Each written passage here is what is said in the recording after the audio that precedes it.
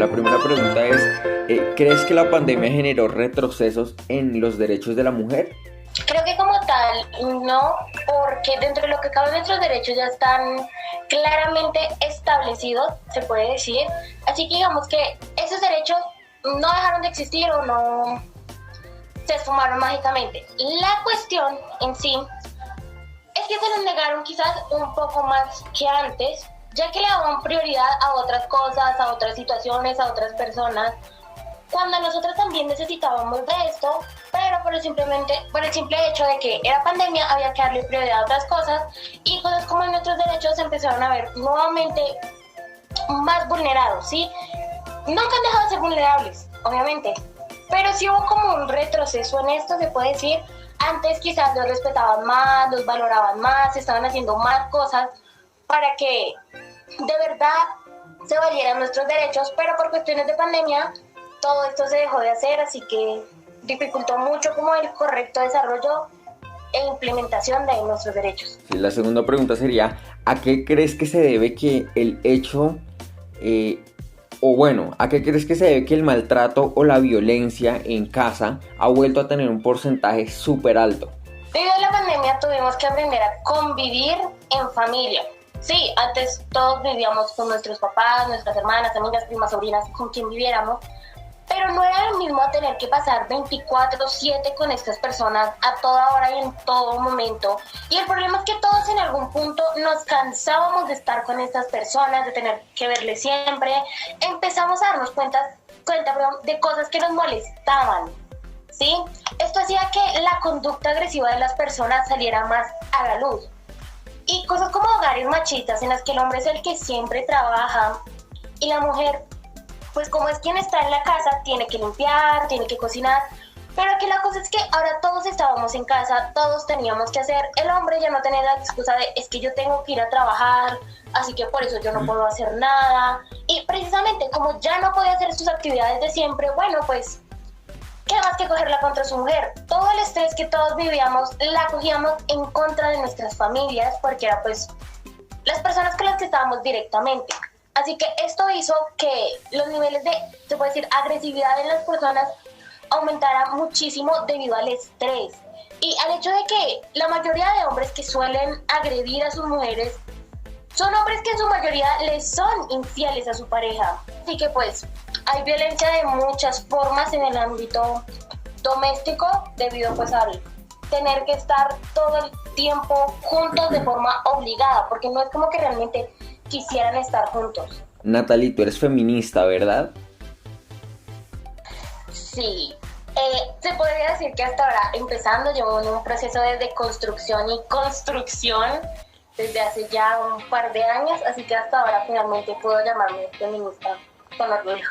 ¿Cómo crees que el feminismo o el movimiento feminista ayuda a minimizar la violencia en casa o la violencia hacia la mujer?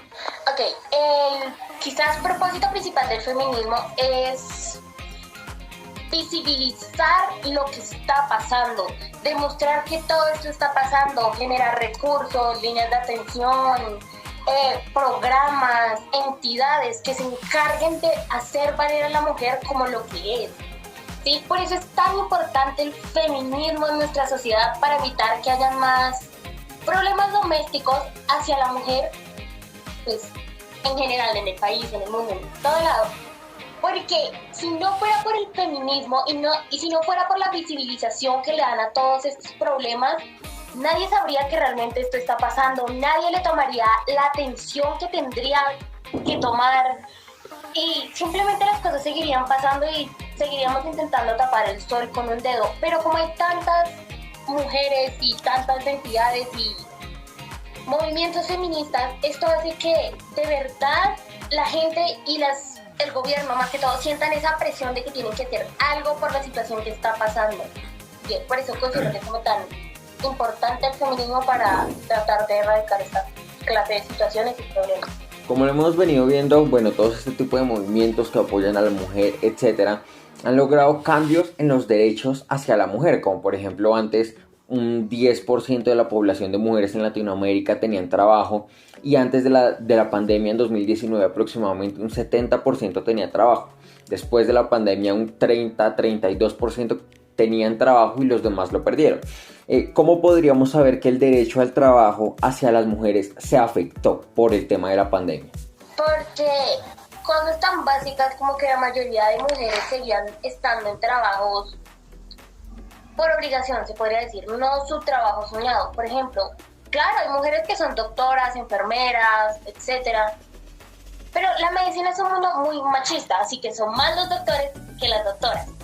Las mujeres en su mayoría trabajaban en fábricas, trabajaban cocinando en restaurantes, cuidando niños y toda esta clase de situaciones que se supone que toda la vida han sido una obligación de las mujeres, o ese es el papel que se le asigna a una mujer. Como todas estas industrias y no sé cómo explicarlo, trabajos informales que desarrollaban las mujeres, porque dentro de lo que cabe cuidar niños pues no es algo formal, se vieron obligadas a cerrar o a recortar su personal, pues lógicamente todas estas mujeres salían a volar y se quedaban sin su trabajo, porque si las mamás están en casa, ellas cuidan a sus niños. Si no hay personas en la calle o que vayan a los restaurantes, estos restaurantes cierran y ya no necesitan de su cocinera. Si las fábricas no están funcionando y no están operando, ¿para qué van a necesitar una mujer trabajando si no hay trabajo? Básicamente esto es como lo más simple y la forma más fácil de evidenciar que el trabajo hacia las mujeres realmente se minimizó muchísimo, y las mujeres que tienen trabajo actualmente en su mayoría es trabajo informal o sus propios emprendimientos y trabajos. Como tú lo acabas de decir, las mujeres no logran tener muchas veces esos trabajos soñados, sino que es lo que les toca o lo que más o menos la sociedad les ha dicho que pueden trabajar, como por ejemplo las azafatas.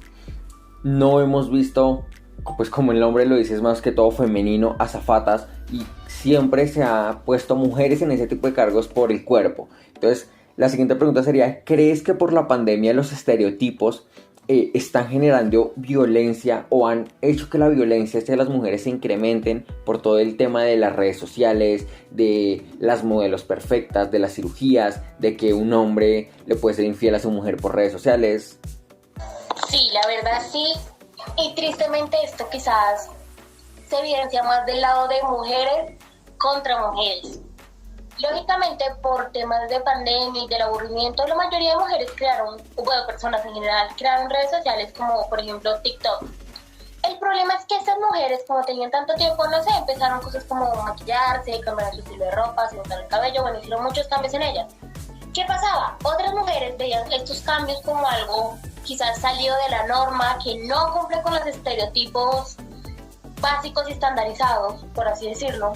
Entonces, ¿qué pasa? Empiezan a atacarse unas a otras. Como, ay, pero ¿por qué haces eso? No, eso se te ve feo, ¿por qué tienes que hacer esto? Eso se hacían phishing, no sé, cosas de ese estilo.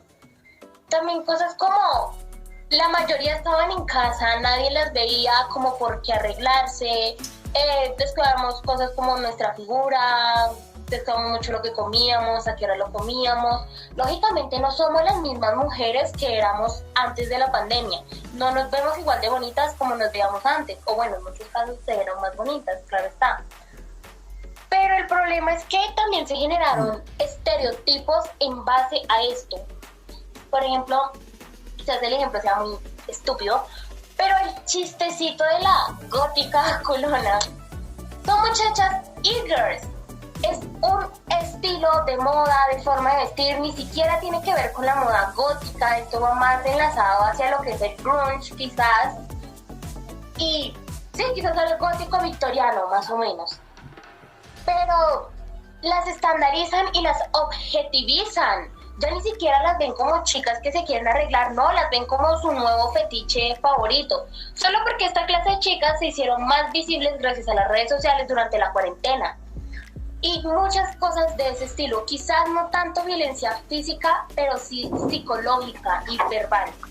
Perfecto, ya que tocas ese tema de la parte psicológica, vemos que a inicios de la pandemia, lógicamente, este chistecito del sugar daddy viene de tiempos atrás, pero en la pandemia esto se incrementó un montón porque se dio a viralizar por redes sociales, mejor dicho, por todo lado, por conversaciones, porque en su inicio Sugar Daddy, porque eran hombres adultos que se acostaban o que le pagaban las cenas y demás a las muchachas por compañía, etcétera. ¿Tú crees que el tema de los Sugar Daddies son violencia hacia la mujer? Cuando lo tomamos en chiste, cuando lo tomamos en realidad o en cualquier tipo de caso. Sí. Para eso voy a dar ejemplos muy claros. Si una persona es gorda y hace chistes de personas gordas, está bien porque esa persona sabe lo que es ser gorda. Si una persona flaca hace chistes sobre personas gordas, es gordofobia. Si una persona cisgénero hace chistes de personas trans, es transfobia. Si una persona que no sabe lo que es ser sugar baby empieza a hacer chistes y bromitas al respecto, quizás de mal gusto, esto simplemente es discriminación y es violencia. ¿Por qué? Empezando, la gente tiene un concepto horrible de lo que es un sugar baby. Claro, este trabajo también lo desempeñan hombres, también están lo que son las sugar mommies, pero en su mayoría es sugar daddies porque pues esta es estereotipa, porque supone que los hombres tienen más dinero. Hay formas de que este trabajo sea seguro y legal. Existe lo que son las casas de azúcar en que las sugar babies van, ellos firman un contrato directo con este lugar y de ahí les dicen como, bueno, estas son las personas que están interesadas en ti, en tu currículum. El sugar baby accede con la persona que quiere. Nadie está obligado a estar con un sugar daddy si no quiere. Y asimismo, el sugar baby pone los límites. Ser sugar baby no es acostarse con una persona por dinero, esto no es prostitución. Literalmente, te pagan por compañía. Si tú quieres ofrecer favores sexuales, eso ya es cosa de cada quien. Pero realmente ningún sugar baby está obligado a hacerlo. Y en dado caso de que su sugar daddy lo obligue simplemente porque le da dinero, bueno, esto contaría como una violación y violencia. También el problema es que como hay muchas mujeres sugar babies y como todo el mundo cree que ser sugar baby es acostarse con un hombre viejo por plata, muchas mujeres empiezan a denigrar a otras por su forma de empleo. O sea, es exactamente lo mismo que pasa con la prostitución. Como se acuestan con hombres por dinero, bueno, son unas regaladas, son unas cualquiera, son unas no sé qué y unas no sé dónde. Esto mismo pasa con las sugar babies. Las personas no entienden verdaderamente de qué va el trabajo y simplemente se encargan de atacar gente porque hasta cierto punto sí es por pura envidia, porque esas personas no hacen mayor cosa y ganan mucho dinero. Así que de cierta forma las personas atacan a las sugar babies por cuestiones económicas. No sé si podría llamarlo verdaderamente violencia económica, porque bueno, las personas nadie les está negando el dinero, pero digamos que sí están estigmatizando y haciendo menos su forma de trabajo, sabiendo que es algo honesto y legal, porque hasta donde yo tengo entendido ser sugar baby no es nada ilegal. Así que realmente sí se vivencia violencia, pero en sí no dentro del ámbito del trabajo, sino más en el ámbito externo y social, por como todo el odio que se genera hacia este tipo de empleo.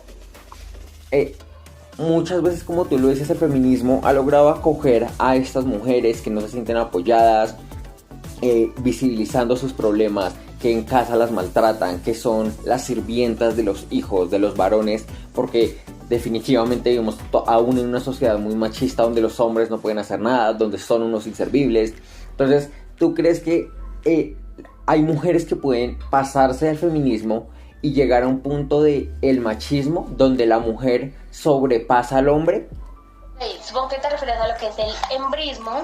Y claro, por supuesto que sí existe el embrismo, o sea, esto sí se vivencia y sí existe, pero el embrismo no es feminismo.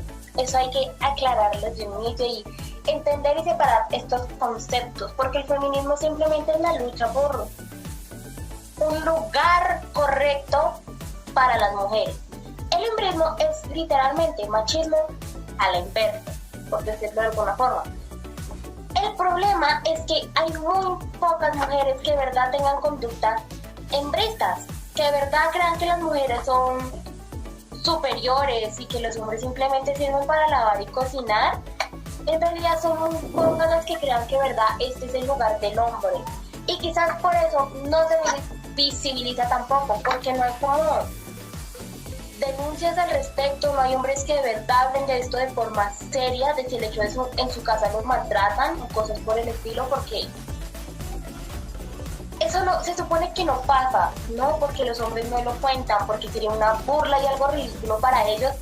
Y esto simplemente los hace caer en el machismo otra vez. Así que lo que es el machismo y el embrismo viene siendo círculos viciosos realmente muy horribles y que perjudican muchísimo ambas partes. Desde tu punto de vista, bueno, como te lo mencioné, hemos logrado evidenciar que en Latinoamérica definitivamente las mujeres después de la pandemia o cuando inició la pandemia fueron muy abusadas por sus maridos, por sus hijos, por los hombres de la casa, porque o no hacían aseo o no cocinaban, porque pues antes estaban acostumbradas a trabajar, entonces perdieron, por decirlo así, la costumbre, lo cual está totalmente bien. Desde tu punto de vista, este tipo de mujeres que no logran hablar, no logran denunciar a sus maridos, a sus hijos porque las maltratan, etc. ¿Cómo tú qué dirías a esas mujeres para que ellas hablaran frente a ese problema social?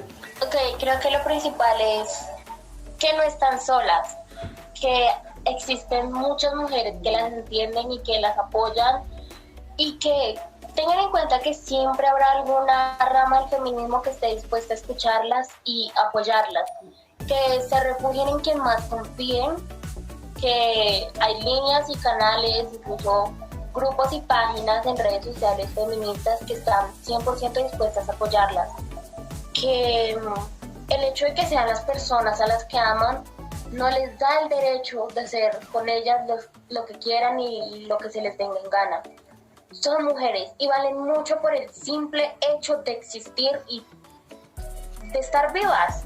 Eso ya simplemente es más que suficiente para que alcen su voz y que entiendan que al quedarse calladas no le están haciendo un bien a su familia, ni mucho menos, ni siquiera a sí mismas, porque solo se están haciendo más y más daño y asimismo emplean violencia contra sí mismas.